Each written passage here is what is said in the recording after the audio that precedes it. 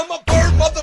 I'm a bird. The gaming industry collapses from within. Gamers blame for massive industry layoffs. And before we even start with the video, I'm gonna say that gamers are not to blame with the layoffs that are happening. The layoffs are happening because it's a product they're offering that people who play games don't want to buy. You cannot force people to buy something if they have zero interest in it. It's not your money, it's their money.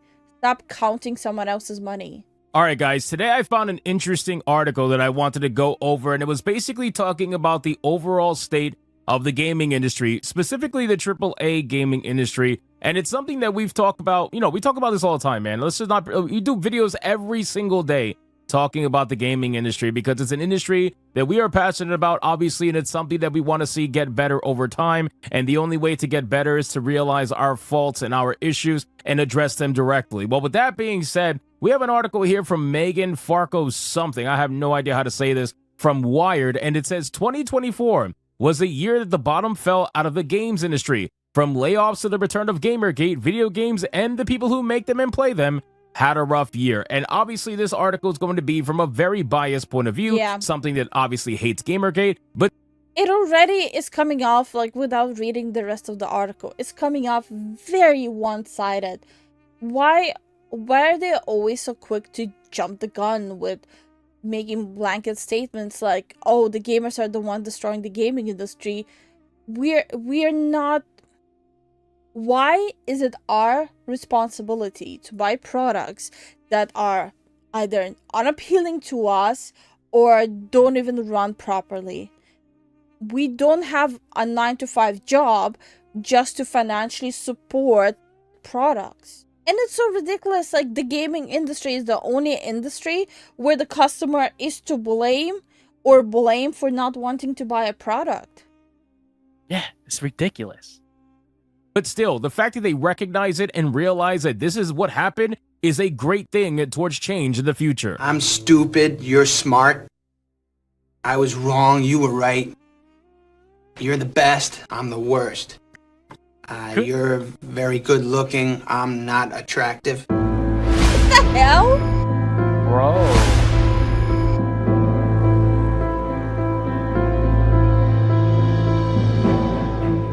Now again, ladies and gentlemen, Megan and people like Megan are the last bastion of what you would call the access media for games journalism. They are the very few that still exist overall in the industry, and they're trying everything they can to try to hold on to some sort of relevancy as they start to lose their jobs little by little by little. There was an article that came out a couple of weeks ago essentially admitting that there is less than 40 games journalists left in the entire industry, and it is dwindling.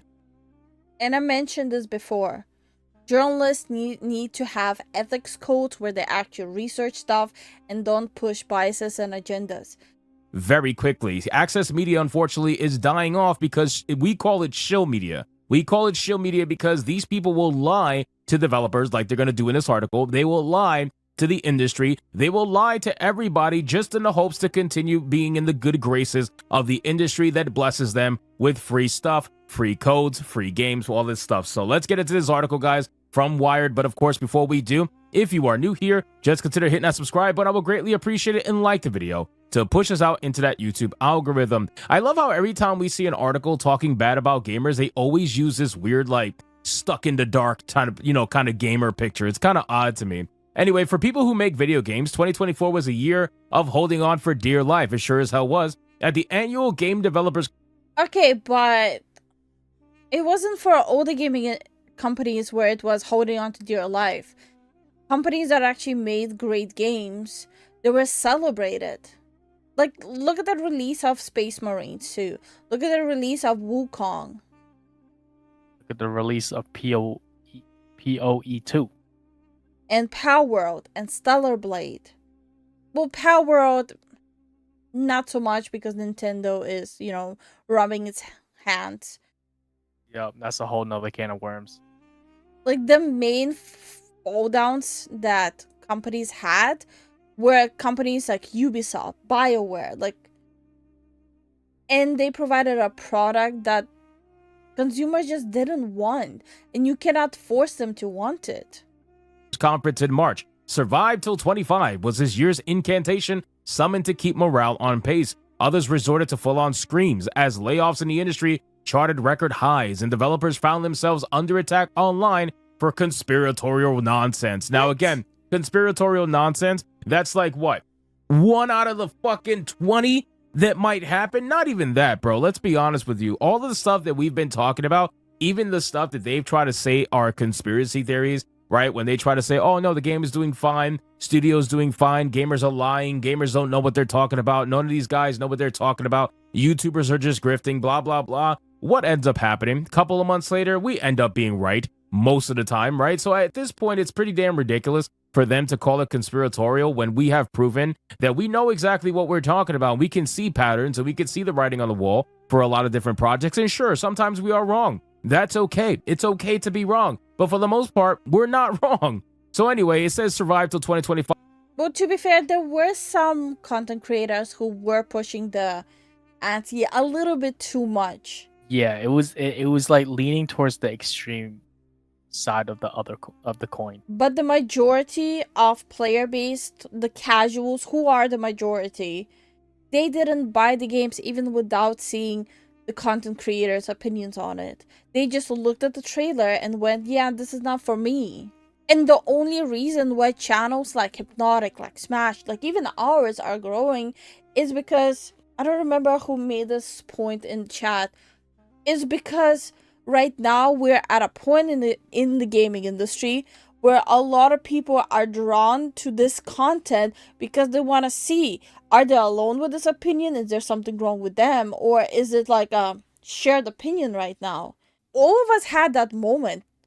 Would it be this year, last year, or the year before where we went, okay, this doesn't seem right. Am I the only one who is thinking that? I mean, I remember when they had that full-on scream session, which was so odd. A group of professionals, or at least it's supposed to be professionals, decided The full-on scream? Are they talking about like the therapy where you scream? Like, I think it was there's like this therapy that's called primal screaming, right? Is that what they're talking about? to go out in the middle of the park and have a scream session for about a minute or two of grown-ass adults just screaming because they're angry that gamers are being mean to them online. It's very weird. Yeah, so wait. That is like the whole therapy that people do, like called primal screaming. But they don't do that in public settings. Weird. In 2023, more than 10,000 developers lost their jobs. 1/3 of the game makers surveyed at the beginning of this year reported that they've been affected by layoffs in some way. While there were wins for labor organizers at big studios like Activision Blizzard and collective action around fighting for protection from the encroachment of AI on employment, the industry's collective brain drain continued in 2024 as workers lost jobs in mass. 6 months in, this year's layoffs tally had already surpassed that of 2023. Okay, this is giving off the same energy as the guy was giving a speech at Games Award, how people should like feel bad for game developers for not buying their product. But again, why are you putting the entire responsibility on people to buy your product? Like, are you running a charity for game developers, or is this a business? If it's a business, you're supposed to provide a product that people actually want to buy. If it's a charity, then actually call yourself a charity then.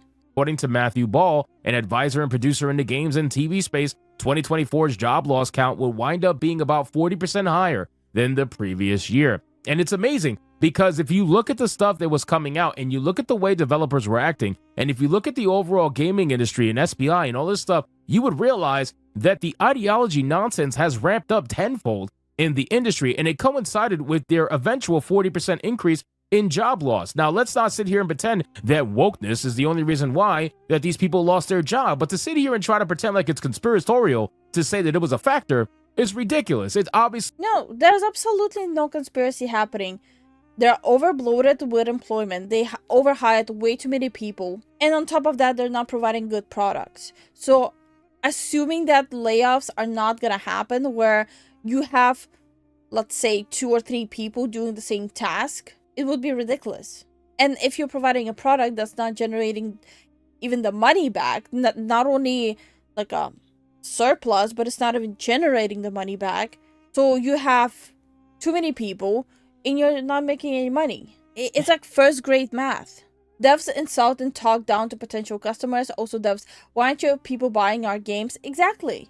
Was a factor, and I think you ignore a lot of normal people that don't want to hear that shit and don't want to deal with this shit. I think you ignore a lot of normal people out there that are tired of seeing this stuff when you try to be disingenuous and say, well, no, that's not why it happened. It just happened because we overstepped and we were overextended from COVID and blah, blah. Yeah, sure, okay, whatever you say. The explanation is complex and wide-ranging for the same reason the layoffs are so deep and continuous and sit alongside many studio closures and even more canceled games, Ball says. Now, again, recently we just lost Suicide Squad. Obviously, in the beginning of the year or a little bit towards last year, I believe that's when we lost Volition. There's a lot of studios that have closed down recently. Firewalk Studios from Concord. We have seen some very, very high-profile closures happen in the gaming industry, and a lot of it has to do with the ideology of the actual studio. And it's not just based off identity politics. And it wasn't even just ideology or, as he was about to say, identity politics.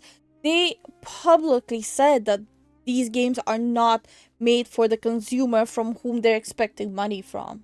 Politics. I want to be very clear for the haters that are in my comments are like, all you talk about is wokeness. No, all you hear is about wokeness. All you want to see is about wokeness. It's so ironic that these people want to complain that that's all we talk about, but when that I'm gonna piggyback off his statement. He's 100% right with what he's saying. I had so many videos where I made sure not to even mention the word woke or the politics or the agendas that are being pushed, and I still had tons of comments saying, oh, you're just making videos just to talk badly about the woke agenda. Like, are you lost, baby girl? Like, I think you're on the wrong video. I think you're watching a different video and commenting on my video.